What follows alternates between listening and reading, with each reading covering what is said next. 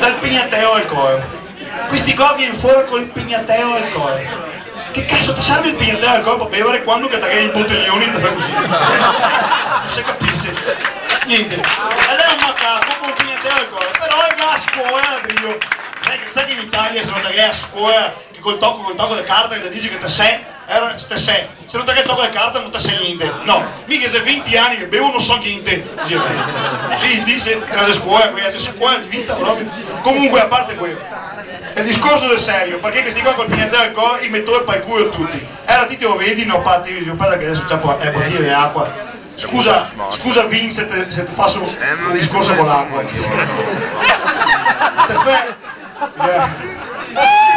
Scusa Marco, era poco San Maledetto l'acqua del Papa, guarda.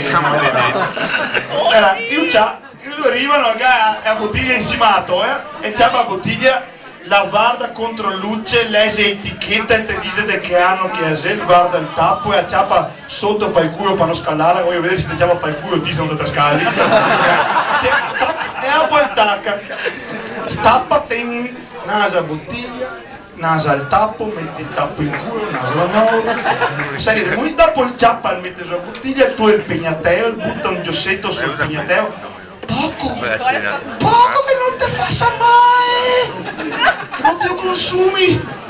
Praticamente sul pignateo abbiamo fiato di umidità, una idea di lì. Lo ciappa, lo beve, e fa poco, naturalmente che ne resta ancora, non so come sia possibile, e fa a bocca a culo di gallina,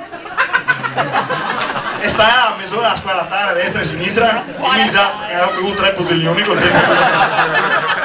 Beve. E dopo cosa fa? E spua. E che spua il vino? Macaco! Oh! Deficiente! Ah, che si sente che lavora un anno per fare il vino! E ti permetti di fare tutte queste monade e spuarlo! Che sente che pagaria oro per fare il lavoro che ti fai? Ti pagaria euro per lavorare dopo che te lavori ti!